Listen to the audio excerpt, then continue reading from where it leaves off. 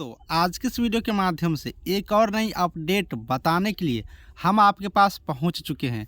मेरे प्यारे साथियों, जैसे कि सारे कैंडिडेट को मालूम है बीटीएससी जेई रिजल्ट अब कब तक आएंगे।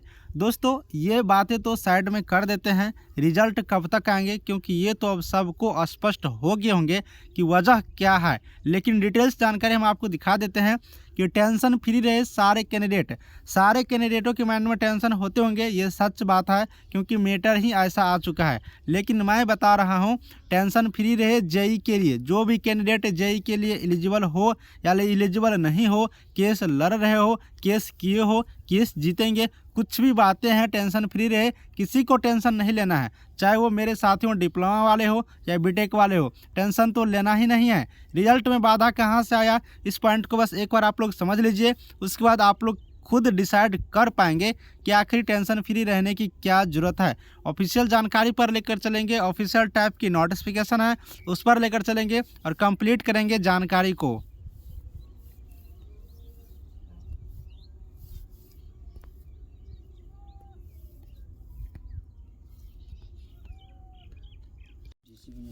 तो मेरे दोस्तों, ये नोटिफिकेशन है, आप लोग समझ सकते हो, CWJC 7761 ऑफ 2022। ये जो नोटिफिकेशन है ये यहाँ पर स्टे वाला है, यानी कि रिजल्ट को जो रोक दिया गया। बीटेक वाले कैंडिडेटों ने जेई के लिए एलिजिबल होने के लिए ये लोग केस कर रहे थे, केस किए हुए थे, और इसी की वजह से इस केस को रोक दिया गया। थोड़ा मामला समझ लीजिए, उसके बाद आप लोग को थोड़ा समझ में आएगा। दोस्तों, इसको अगर आप लोग देखिएगा तो 22/6/2022 को एक केस का हियरिंग हुआ था इसी केस का, और इसमें 8 वीक का टाइम दिया था कि बीटीएससी की तरफ से आप इसमें अपना डॉक्यूमेंट जमा करिए। लेकिन क्या हुआ कि डॉक्यूमेंट जमा नहीं किया, इसीलिए एक बार पुनः 2 वीक का टाइम दे दिया गया और बता दिया गया कि सिलेक्शन प्रोसेस को आप चालू रखिए, लेकिन रिजल्ट आप पब्लिश नहीं कर सकते हैं बिना कोर्ट के अनुमति के। दोस्तों, यहाँ पर तो क्लियर आप लोग समझ लीजिए कि बीटेक वाले जो भी मेरे भाई है या फिर डिप्लोमा वाले जो भी मेरे भाई है, केस स्पष्ट है। मैं बताना नहीं चाहूँगा ये किसके पक्ष में है, क्योंकि सिलेक्शन प्रोसेस चालू रखिए। और सिलेक्शन प्रोसेस किस आधार पर चालू रखेंगे ये तो सारे कैंडिडेट समझ रहे हैं किस बेस पर यहाँ पर लिया जाना है।